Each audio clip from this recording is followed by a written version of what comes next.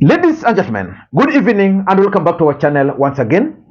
And it is my hope and prayer that this video is going to find you guys in good health. Personally, I am fine, as you can see. Kisumu is fantastic, and maybe you could also let me know where you are watching the video from, the county or the country, in case you are out of the republic. Ladies and gentlemen, is Rigathi Gachagua behind the Gen Z's protest against the finance bill? That is the question which most Kenyans are currently asking.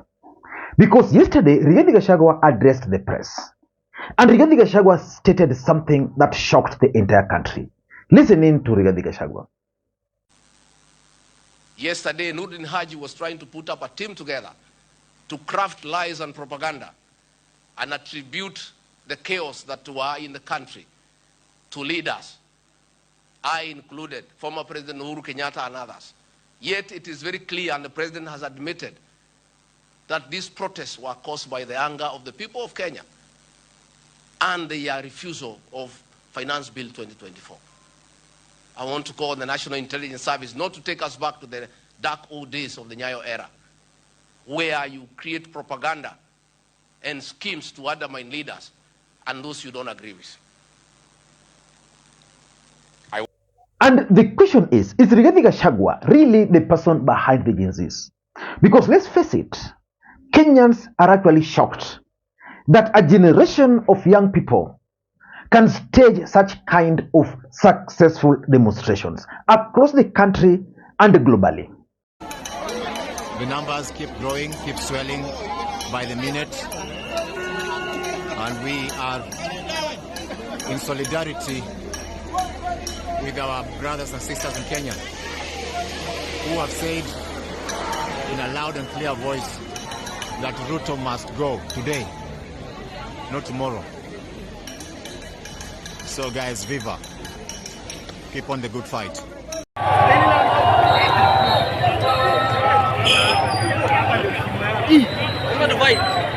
Reject the bill. Reject the bill.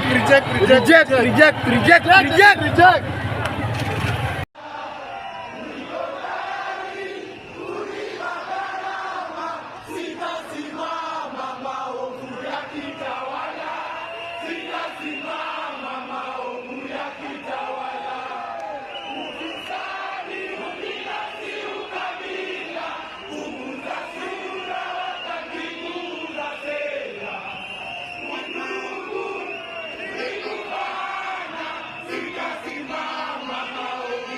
And the truth of the matter is that the government is facing two major challenges. The first challenge is that these groups are headless, which means you can't even negotiate with them. How do you negotiate with a group which is headless? Earlier today, they roughed up Boniface Mwangi, who tried to claim to be their leader, which means they are leaderless.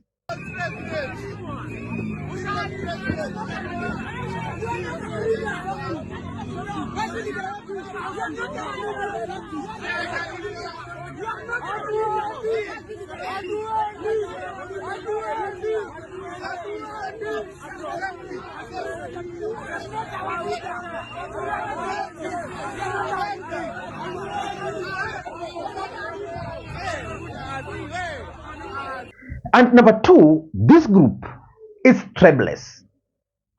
The demonstrations were across the country.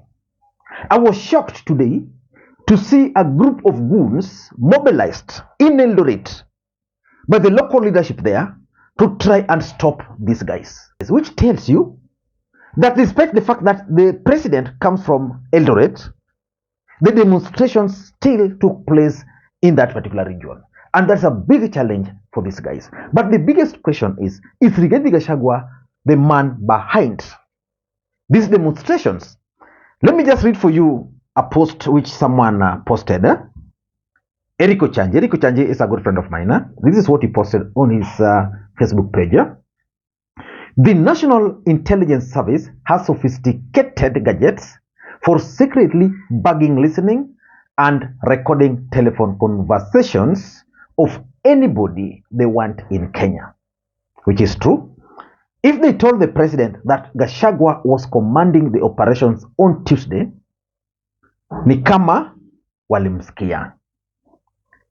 And the president must have asked Nordin Haji, play the recorded conversation for me. And of course, that's a possibility.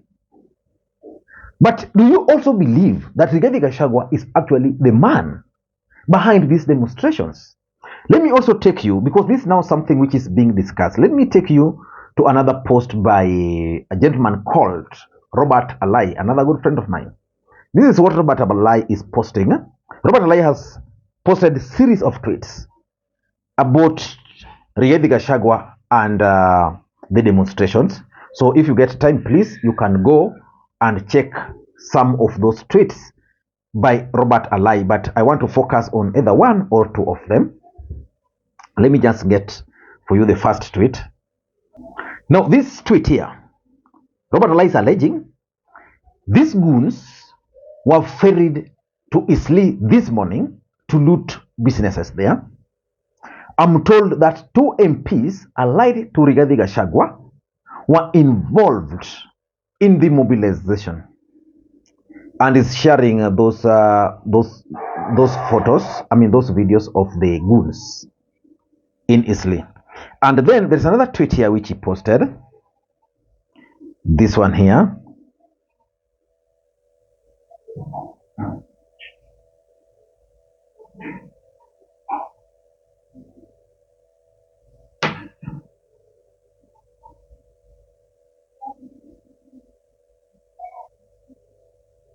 Now, this is another tweet which Alai posted. Hello, Alai. Believe it or not, Governor Mutahi Kahiga and Rigathi Gachagua are sponsoring the demos in Nyeri County. In Madeira, Rigathi Gachagua is sponsoring demos against area MP for refusing to be whipped by him to reject the bill. As we speak, Wamumbi and Rigathi are not in good terms, and Rigathi Gachagua has already declared that he's seeking his replacement. I don't want to go through all that, but the thing is, that is now a discussion which we must have on this platform. But before we figure out whether Rigathi Gachagua is really behind these demonstrations, in case you're watching this channel for the first time, please take a second or two, click that subscribe button so that next time we produce a video like this, YouTube will automatically notify you.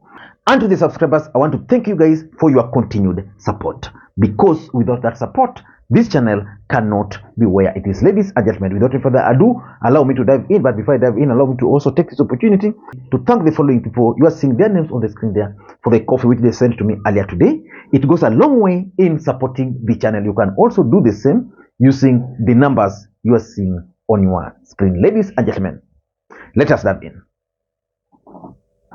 First thing we must agree to is that Gen Zs have achieved what those before them could not achieve. Mau Mau never reached parliament. The Orengo Raila generation never reached there. Our generation will never reach there. These guys reached there. These guys forced the government to deploy military in the streets for the first time. I saw those military tanks today in Kisumu here. They were all over, including even Eldoret.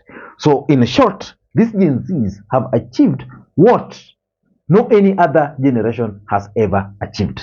But the biggest questions, were they hijacked? Were they infiltrated? The truth of the matter is that it's normally possible for interested parties to hijack these kind of demonstrations. Number one, criminals will always hijack these events. Yesterday, but one, when there were demonstrations in Kisumu the other day, not today, criminals took advantage in a place called Kachokia, mostly after the demonstrations. And of course, there were also a group of people who just went to the demonstrations to do whatever they wanted to do. I don't want to rule out the possibility that criminals took advantage, like you see the shops which were looted. Today in Rongai, I saw when the demonstrators actually rounded up some 5 individuals. They removed their clothes and they really beat them up, because these guys, instead of demonstrating, they were robbing people and trying to steal. So criminals will always take advantage.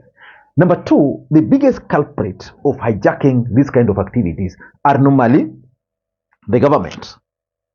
government. So before I even accuse Rigathi Gachagua, my first suspect would always be government. And why would government hijack these kind of demonstrations? Very simple, to change the narrative. For example, you remember when Azimio began their resist movement, which was very peaceful, but the government had to create a narrative that those demonstrations were violent. So they had to send people to go and break vehicles. I remember at one point when we were just heading to town, and then a group of people just came and they started hitting every vehicle they found in the streets of Nairobi, just to portray those events as violent. And you remember, none other than Mike Mbuvi Sonko once told us how he bought a bus, and then they lit that bus. It caught fire, just to portray Azimio at that time as violent. Even in the latest demonstrations, you saw that vehicle which was just left somewhere there, it was burnt, and just to create that narrative. The truth of the matter is that the first demonstration was so peaceful, and therefore I knew and I expected the government to hijack this to change that narrative, because the last demonstrations were so successful. Majority of Kenyans really embraced the Gen Zs and really appreciated the way they conducted themselves. So today, in the morning, fire was everywhere across the country, which means the moment you see fire, it's not now peaceful demonstration. And of course, number three, this is where now Rigathi Gachagua can come in. Interested parties. For example, Azimio may want to take advantage of these demonstrations. Remember, these demonstrations are anti-government. Azimio are also anti-government, so they may want to take advantage. NGOs can always take advantage and hijack the whole process, something which Boniface Mwangi was trying to do. And of course, because Rigathi Gachagua has beefs in government, and because Rigathi Gachagua is kind of now out of government, he may also want to take advantage of this kind of protest. So I don't want to rule out the possibility of anybody hijacking these demonstrations. But I'm convinced that a narrative is being crafted to link Rigathi Gachagua and Uhuru Kenyatta to these demonstrations. And I don't think even Rigathi Gachagua, wherever he is, expected this kind of demonstration to actually emerge. If the National Intelligence Service itself could not understand, if William Ruto, the president, was caught off guard, if